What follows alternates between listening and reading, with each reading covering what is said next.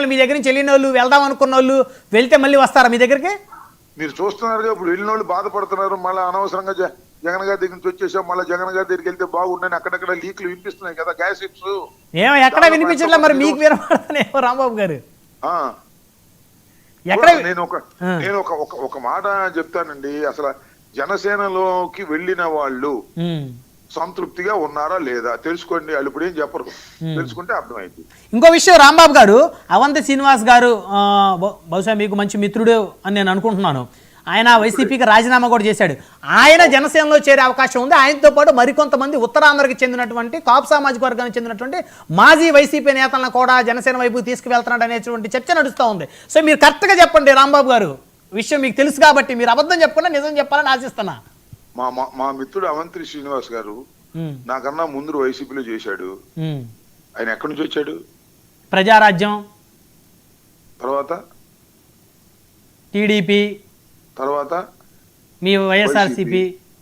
మళ్ళీ ఇప్పుడు వెళ్తాడేమో నాకు తెలియదు, నేను వెళ్ళలేని అనుకుంటున్నాను. వెళ్తే వెళ్ళొచ్చు, ఏముంది. మళ్ళా వస్తాడు వైసీపీలోకి, అధికారం వస్తుంది అనుకుంటే. ఎన్ని చూడలేదు మనం ఇవన్నీ సార్. అధికారంలో లేనప్పుడు పార్టీని వదిలి అధికారంలో ఉన్న పార్టీకి చేరటం అనేది ఒక పెద్ద రాజకీయ తప్పిదం. అలా ఎవడైనా చేస్తే వాళ్లకు భవిష్యత్తులో రాజకీయాల్లో గుర్తింపు లేకుండా పోతుంది. అండర్లైన్ ది పాయింట్, ఇది వాస్తవం. ఇవాళ వెలుగు వెలగొచ్చు. ఇప్పుడు చంద్రబాబు నాయుడు గారు అద్భుతమైనటువంటి పవర్ లో ఉన్నాడు, అలాగే లోకేష్ గారు అద్భుతమైన పవర్ లో ఉన్నాడు, లేకపోతే పవన్ కళ్యాణ్ గారు అద్భుతమైన పవర్ లో ఉన్నాడు అని ఇవాళ వెళితే బుస్. ఇంతకు ముందు వెళ్ళారు, శభాష్.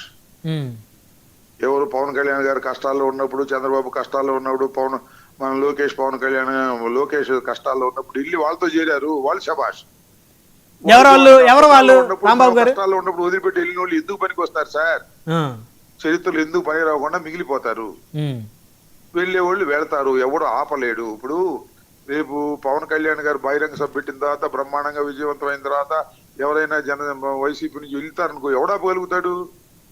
వాళ్ళ క్యారెక్టర్ పోద్ది, సింపుల్. వెళ్ళోళ్ళు ఏమయ్యారు? తెలుగుదేశంలోకి వెళ్ళినారు, ఏం చేస్తున్నారు చెప్పండి? ఎన్నికలకు ముందు వెళ్ళినటువంటి పార్థసారథి గారు మంత్రి అయ్యాడు, కానీ ఎన్నికల తర్వాత వెళ్ళిన వాడు ఏమయ్యాడు చెప్పండి నాకు.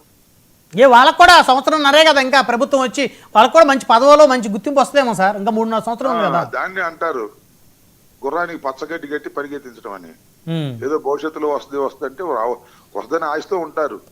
కాదు రాంబాబు గారు, ఇప్పుడు మిమ్మల్ని ఎప్పుడు ఎవరో కూడా ఎన్నికలప్పుడు కానీ, ఎన్నికల ముందు కానీ, ఎన్నికల తర్వాత కానీ, టీడీపీలో కానీ, జనసేనలో కానీ మిమ్మల్ని ఎవరు ఆహ్వానించలేదా? ఆ ధైర్యం ఎవరికి లేదు. ఓకే. అమ్మటి రాంబాబు గారు అంటే వాయిస్ ఆఫ్ వైసీపీ కాబట్టి బహుశా. వాయిస్ ఆఫ్ వైసీపీ కాదు, వాయిస్ ఆఫ్ వైసీపీ తర్వాత అసలు రాజశేఖర రెడ్డి గారు అంటే నడిచినటువంటి వ్యక్తిని, జగన్మోహన్ రెడ్డి గారి వెంట తుది వరకు నడిచేటటువంటి వ్యక్తిని అనేది అందరికీ తెలుసు. కాబట్టి ఎవరు నన్ను జనసేనలోకి రండి, అంతా మన కాపులే రండి అని అడిగినోడు లేడు. అడిగితే నేను ఒప్పుకోను అనేటువంటి వాళ్ళకి తెలుసు. కాబట్టి అలాగే తెలుగుదేశంలో మాకు అద్భుతం అమోఘం చేస్తాం అని అడిగినోడు లేడు. ఆ ధైర్యం ఎవరికి లేదు. ఆ ధైర్యం చేసేటటువంటి పరిస్థితి నా దగ్గర లేదు. నా character is not like that. అది. సో మొత్తానికి ఉత్తరాంధ్ర నుంచి వైసీపీ నుంచి జనసేనలోకి వలసలు ఉంటాయి అని ఎంతో కొంత ఎక్స్పెక్ట్ చేయొచ్చు. I don't know. నేను అనుకుంటే ఏం ఉండవని అనుకుంటున్నా.